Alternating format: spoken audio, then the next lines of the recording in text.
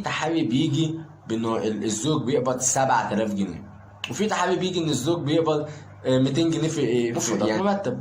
بناخد تصريح في المحكمه، من المحكمه بناخد تصريح ان احنا عايزين نعرف الراجل ده بيقبض الزوجيه ونفقه الصغار. نفقه الصغار ملهاش علاقه بالطلاق، وبتكمل مع الزوجه حتى بعد الطلاق. صحيح. لغايه احنا ما نعرفش القاضي يعني بيحسب بناء على ايه. ممكن يدي 40%، ممكن يدي 30، ممكن يدي 20%. ناخد ال1000 في ال24 ب24000 جنيه.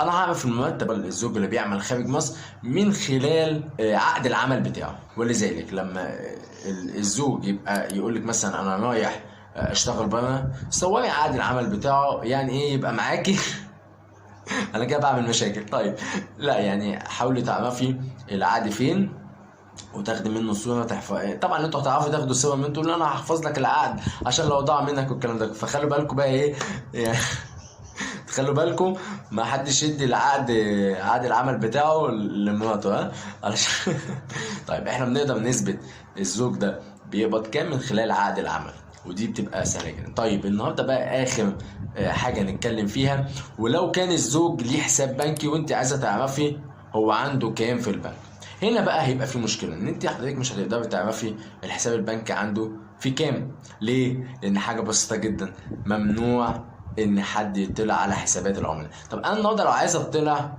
على حساب فلان، حساب الزوج، خلاص كده هي مقفوله؟ لا، في حالتين يقدر المحامي يتعرف على حساب الزوج.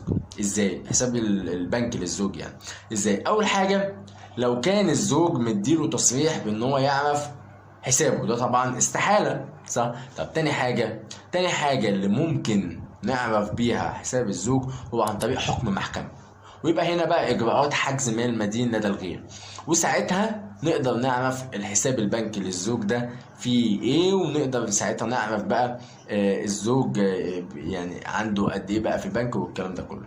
طيب يبقى احنا كده اتكلمنا على النفقات. تنفيذ النفقات بقى، يعني تنفيذ النفقات بيتكلم ان ننفذ النفقه ازاي. يعني حضرتك النهارده اخدت حكم اول درجه بان الزوج هيدفع ليكي نفقه شهريه مثلا سي 2000 جنيه، ونفقه صغار 3000 جنيه مثلا، يبقى انت كده في الشهر هتحصلي من الزوج على 5000 جنيه نفقه.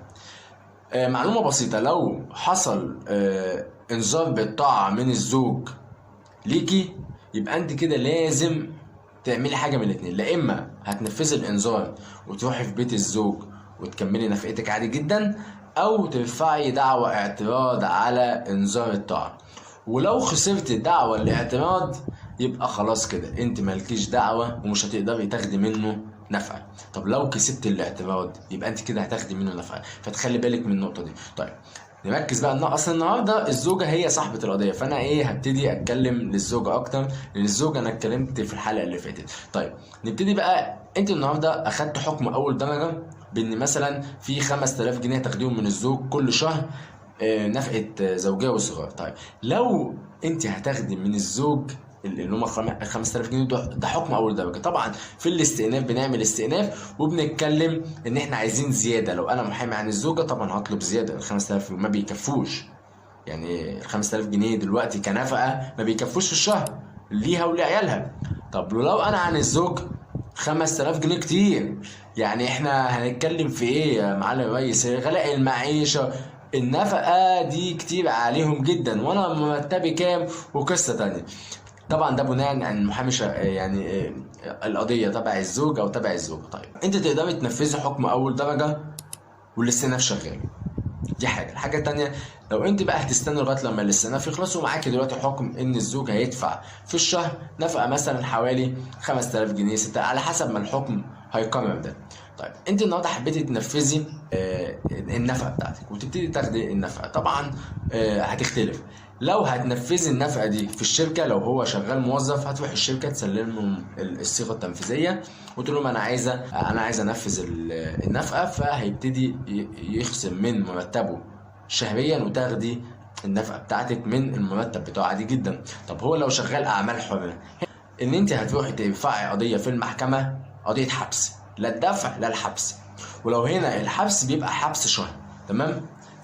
يبقى كده الزوج طبعا الزوج بيحضر او المحامي عن الزوج بيحضر وبيقسط المبلغ المطالب بيه. يعني مثلا انت اتحكم لك ب 5000 جنيه نفقه في الشهر، واحنا النهارده بقالنا 6 شهور الزوج مش عايز يدفع، خلاص 6 شهور، يبقى 5 في 6 ب 30، يبقى انت كده مطلوب تاخدي منه 30000. يقوموا تقوم انت عامله ايه بقى؟ رفع قضيه في المحكمه اللي هو حبس متجمد، تمام، وتاخدي منه ال 30000 دول. طبعا هو هيقسط ال 30000 على مراحل، تمام.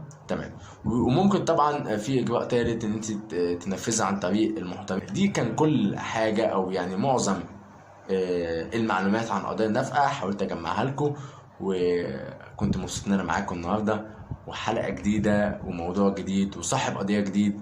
وشكرا لمتابعتكم. كان معاكم جرجس عادل المحامي، وده برنامج صاحب قضيه.